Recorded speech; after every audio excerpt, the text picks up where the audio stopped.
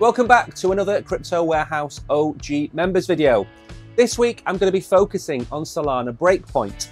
Now this is a bigger video than I intended it to be, so this will be released to the general public probably in 4 or 5 days time, but for now it's an OG only video.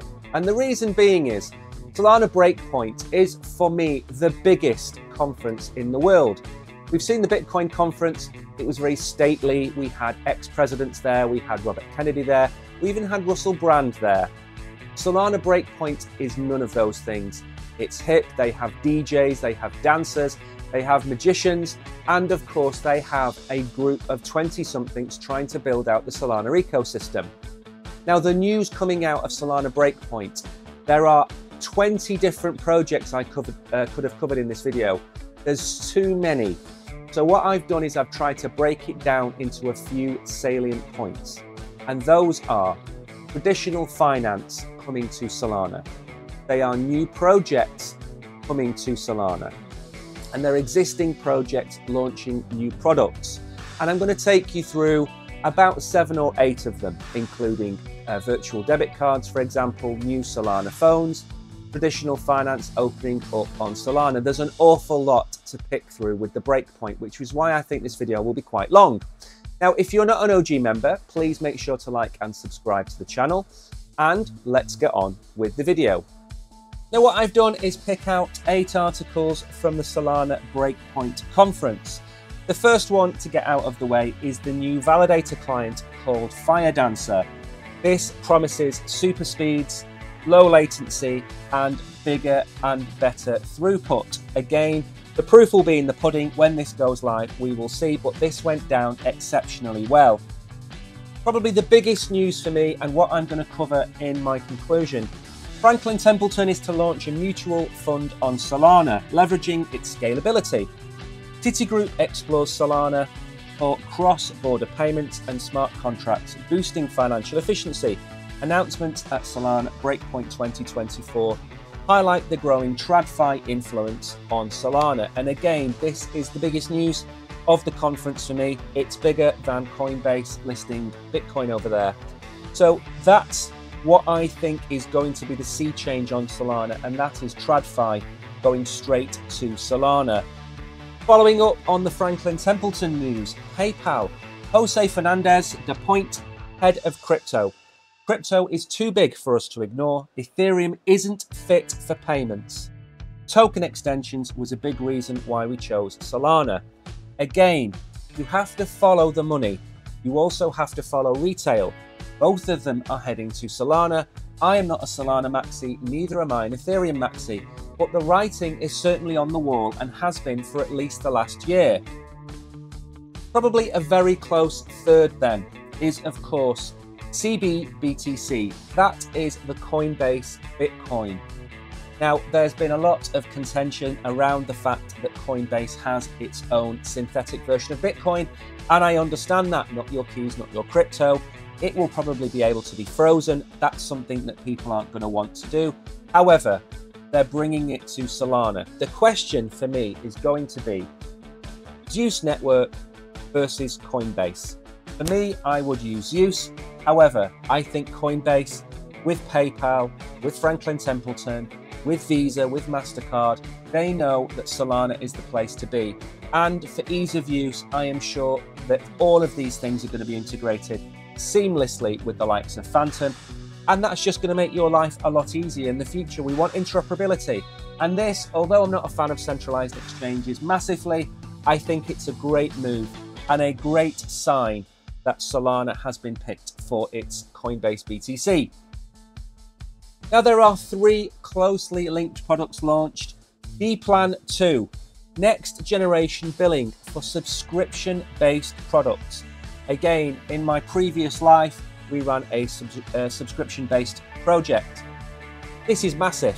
This will 4x or 5x the revenue of a project by introducing subscriptions. So this is massively bullish, not necessarily for the individual, but certainly for the companies.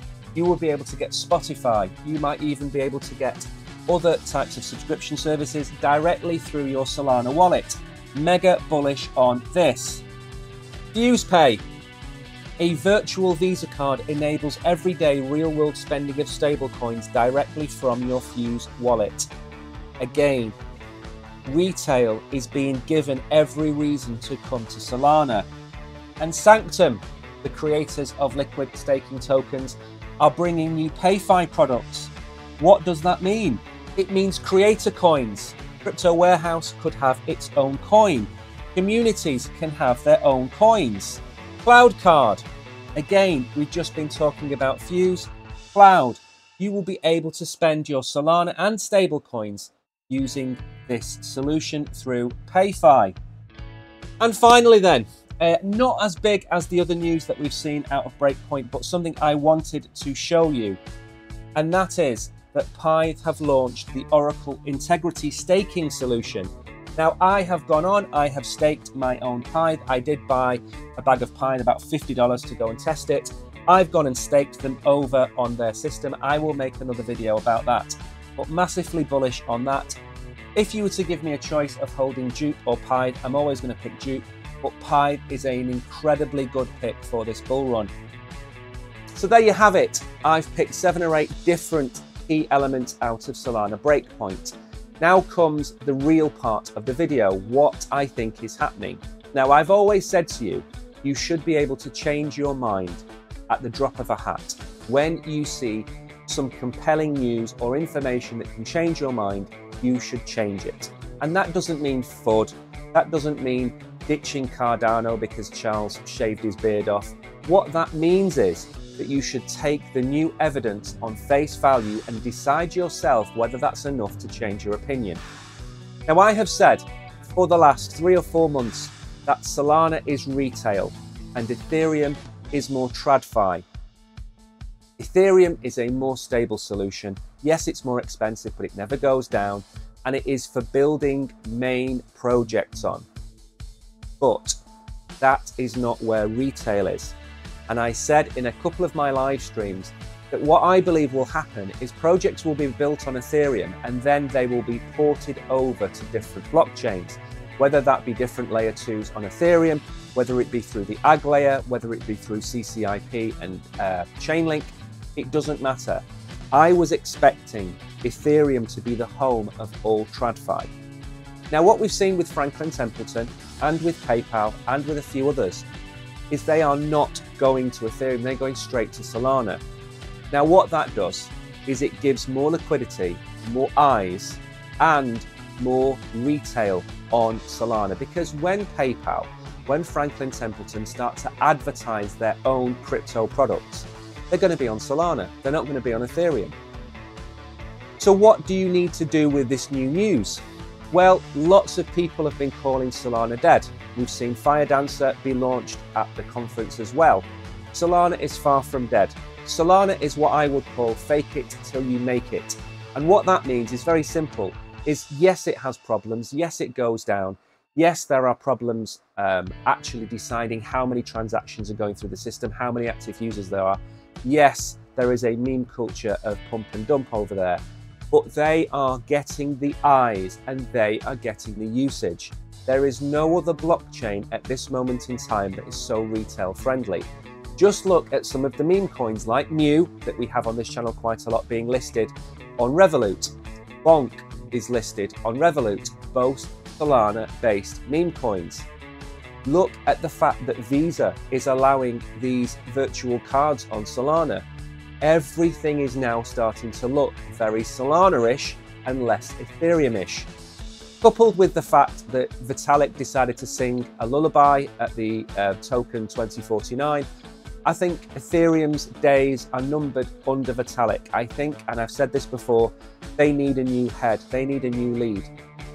The difference between Vitalik and Anatoly, for example, is Anatoly has come from a previous existing production-based business, which was, of course, mobile telephony.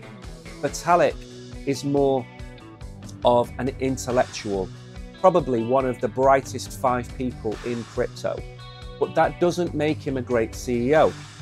A great CEO knows how to manage the Ethereum Foundation, how to manage a roadmap, and how to build out. Charles is a little bit like the best of both worlds over on Cardano.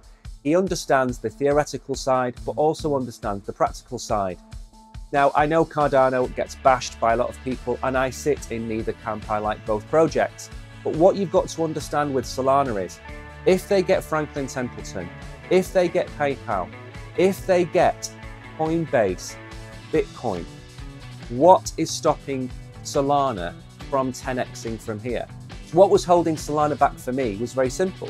If traditional finance was going to go to Ethereum, that's where the value was going to be. But if traditional finance is going to start to go to Solana, then I can see Solana.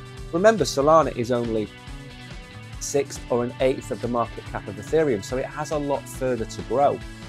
That's why I think if we start to see the Franklin Templetons, the Merrill Lynches, even some of the other traditional banks such as Barclays or HSBC or Santander or anything, if they start to come towards Solana, what's left for Ethereum?